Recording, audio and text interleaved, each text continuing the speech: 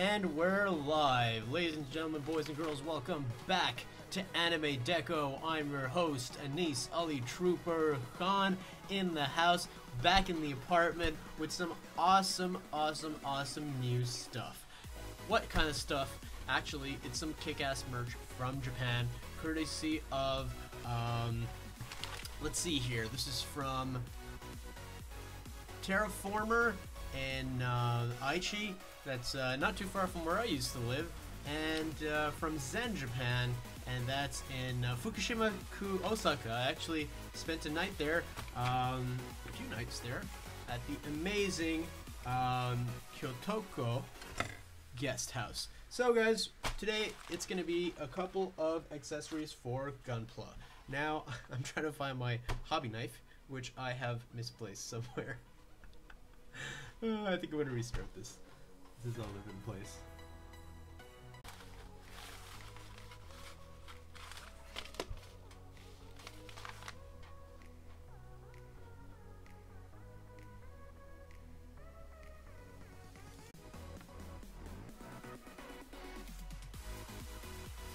Ladies and gentlemen, boys and girls, welcome back to Anime Deco. I'm your host, Anis, also known as the one, the only Trooper Khan.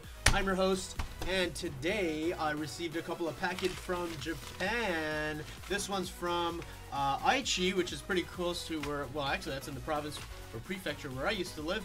And this one's from Osaka, from Fukushima-ku, which is actually a really cool part of the city where I actually spent, I think, a week or so at a guest house while I was visiting my friends at Kansai Gaida University. We'll leave that story for another time, though. Let's go ahead and crack it open and see what we've got.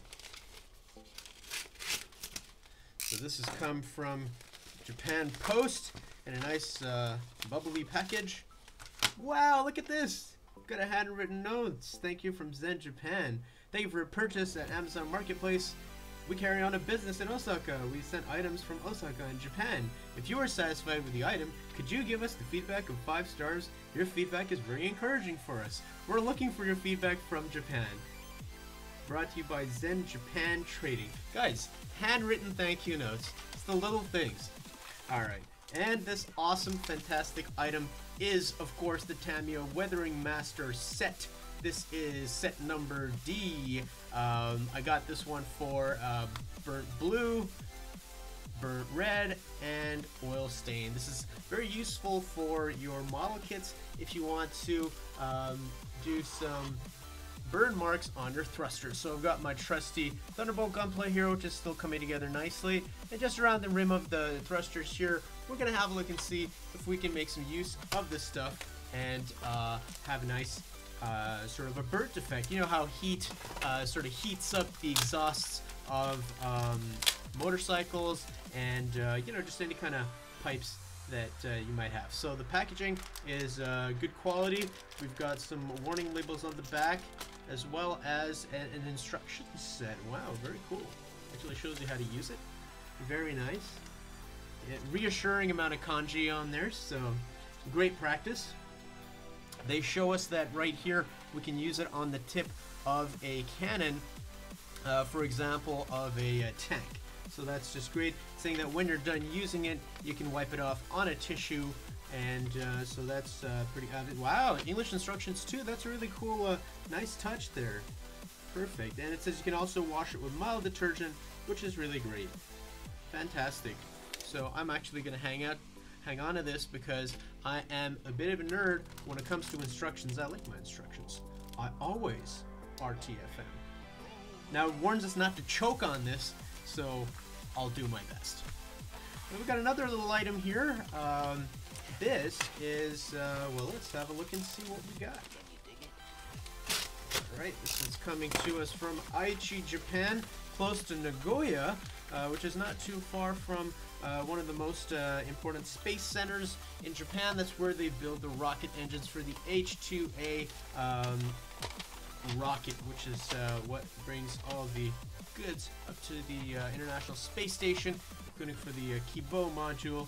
So a lot of cool stuff happens in Nagoya, and here we go. So this is, wow, very cool. This even tells you hey, if there was any damage, you can make a claim, blah, blah, blah. Very, very cool. And it's covered up to 6,000 yen. Well, this certainly wasn't 6,000 yen. It is a plastic Scriber, which is awesome because I'm doing a custom right now for a contest, and I'm going to be doing some custom panel lines, which is going to be a whole lot easier with this awesome Tamiya Scriber. So let's have a look at this Tamiya Scriber here, guys. Beautiful. So it's basically kind of like an X-Acto knife, except instead of making cuts, it makes panel lines. So we're going to pop this out of the packaging. See, little details like this. It's got a tab for you to pull this off, so you don't have to like use a knife to remove your knife. So does that make sense? Alright. It's got a nice little place here for spare blades, which is included right here. So let's have a look at that. So what you do is you can pop this open, and I believe it comes with some spare blades. Wow, great. It's all hinged together here, so you're not going to lose this little cover part here. So it comes with a couple of spare blades. Watch out, they are extremely sharp. These are made by the same people that make the Olfa touch knife. They're Olfa blades, as you can see, with the way that it's been cut here. As you slice like this, it's going to make a panel line for you. So you can actually fit maybe up to 10 or so blades in here. It's a really nice solid plastic. It feels solid. It feels like it's you know, worth 20 bucks. I actually got a great deal on this on Amazon. I think I paid something like 9 bucks for this, or 7 bucks, something very reasonable. So I'm quite pleased with it. Ooh, a lot of adjustability. You carefully remove this little piece of paper here that's protecting the blade, and very smooth movement. The quality that we've come to expect from Tamiya. You basically use this little piece right here to adjust it, and if I were to make a panel line scribe, I would simply press it down and gently drag. Now you'd want to use a ruler for this, a steel ruler preferably, or of course if you've got a Hasegawa tri-tool, you can certainly use that as well. That's basically a template which would be made of metal, which helps you cut out panel lines and different kind of interesting shapes like circles, hexagons, and some pretty cool ovals and angles that you might want to incorporate into your design. So without further ado, let me go ahead and grab my Zaku, and we're going to have a look and see what kind of stuff we can do right out of the box with the weathering set. I'm going to take off this little fuel canister here because I don't want to get any of this good stuff on that part of the model. And ooh, look at this. It's really good quality pigments, guys. Have a look. You can just tell it's metallic. It's got all kinds of nice metallic in there. So this is just beautiful. I'm actually going to keep it right here so that you can see and follow along with me. It's got a nice little brush here with some bristles. Reassuringly natural feeling bristles. I'm not sure if they're natural or synthetic. I think this is the kind of thing that's sort of like a Q-tip, I guess. So here we go. I'm going to use the Q-tip part, and what I'm going to do is I'm going to see if I can lay down some burnt red first and then do the tips in burnt blue. So here we go. So I'll try to move it closer to the camera so that you guys can see what I am up to. Here we go. I think when it comes to this type of stuff, less is really more. So I'm going to go and just start with just a little tiny bit. And just kind of start working it in onto these thrusters right here. See if I can do this in such a way that it's still easy for you guys to see without this getting all in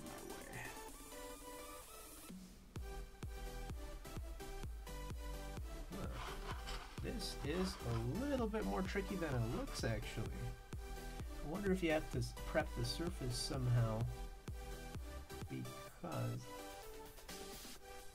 quite as easy as you might think. It's not quite as sticky as you might expect it to be. Now I haven't clear coated this just yet, so maybe that's why. Maybe you're supposed to clear coat it first.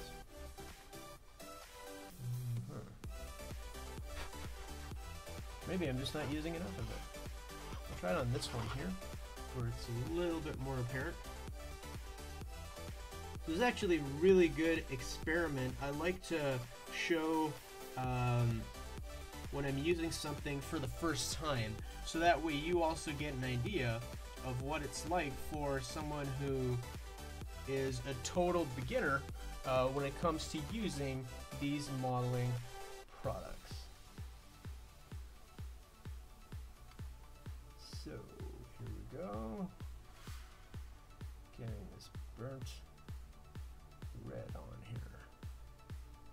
Oh, this really refuses to go on.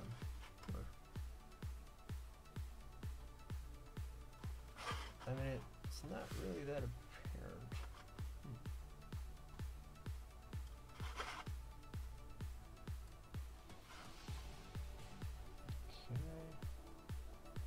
Okay, you really got to work it in there. There you go. You have to kind of brush it on and kind of work it on there bit by bit. So you really have a lot of control over the red pigment.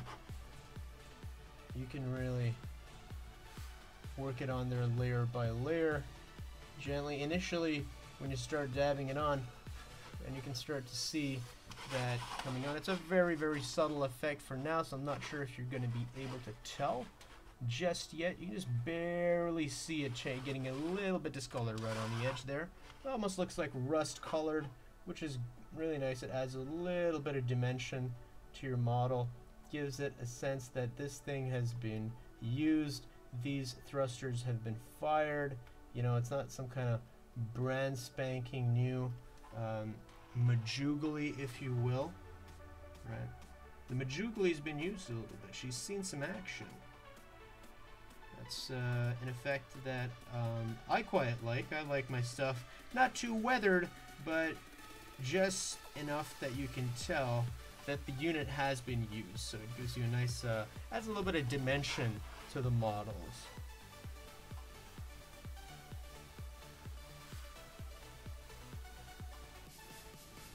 I don't want to put on too much.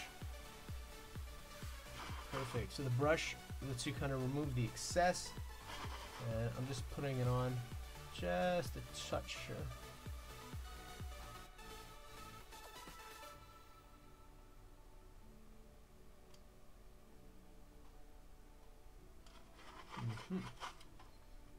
Okay. I think it's not going on that well because I haven't actually primed it, so it's not giving it the ideal surface to cling to. So that's interesting to note. If you don't prime the part, it's not actually going to give you the perfect effect. It still looks okay. It certainly looks better than if it was just bare. That is for sure. But it's interesting to know that you may not get the sort of perfect effect that you might be expecting if it has not been primed. So that's pretty good to know. Okay, so I've got some, actually, I've got a cloth here just for that purpose, a little microfiber, so I'm just gonna dab this off a little bit, not too much. I'm not too concerned about if the colors get mixed up a little bit because these will always be used together. So I'm gonna go ahead and apply a little bit of this blue to the very edges here. Let's see if we can get some burnt blue onto this thruster. Unfortunately, I have to work it this way so that I can actually have proper access to it. Ah, okay, the burnt blue goes on much more easily. Oh, this is lovely. I love this burnt blue. It's really quite nice. Very, very nice. It's got a little bit more moisture, a little bit more cling to it, which is really, really cool. Go ahead and kind of work that in underneath. We're gonna get underneath this a little bit here. Just this way, I guess.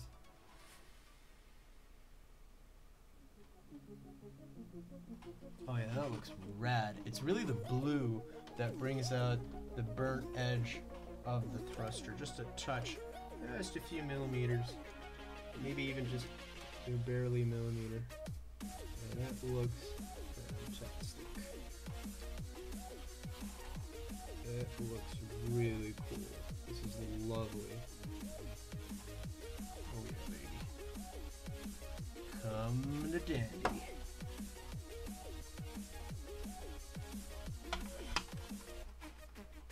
Nice, very nice. You have a lot of control over just how much goes on, and I just like that because you don't get this excessive, you know, you get a lot more control than like if you go with paint.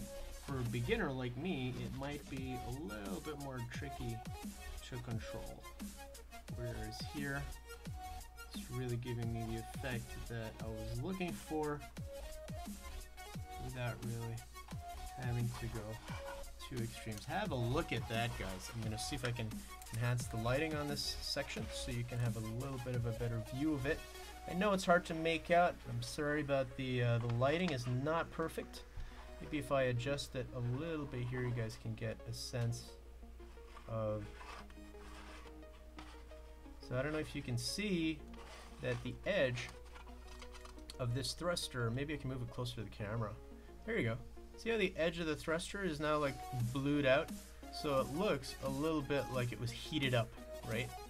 And if we compare that to this thruster, it doesn't look quite as realistic, right? It just looks like a pristine, perfect sort of thruster that's maybe never been fired, whereas the one that I have just used, see, that looks like a thruster that's being used, that's being heated up a little bit. Again, sorry about the camera, but it looks absolutely stupendous. And that's really all there is to it. That's why you'd want to pick up one of these Tamiya Weathering Master, because it saves you so much time when you're weathering. This would require me to, if I went the paint route, to have some dry brushing, to have 2 different colors of paint, and either 2 paintbrushes or some thinner, and to be kind of cleaning out the brush between strokes, which you can also do if you prefer to go that route. But I think this is a fantastic product, especially given the price. I mean, you have so much you know, actual weathering pigment in there. It's probably plenty to do maybe 50 models or something. I don't know, there's just so much in there. So I'm very happy with it. I'm also going to be using the oil stain. I'm going to go and do a little bit more of an in-depth sort of a tutorial on that once I continue to use it and to kind of get familiar with it myself. So there you have it, guys. As always, thanks for watching. If you liked the video, share it with your friends. Leave the comments down below. Let me know if there's anything that you'd like me to unbox or review. And of course, subscribe. And as always, stay frosty.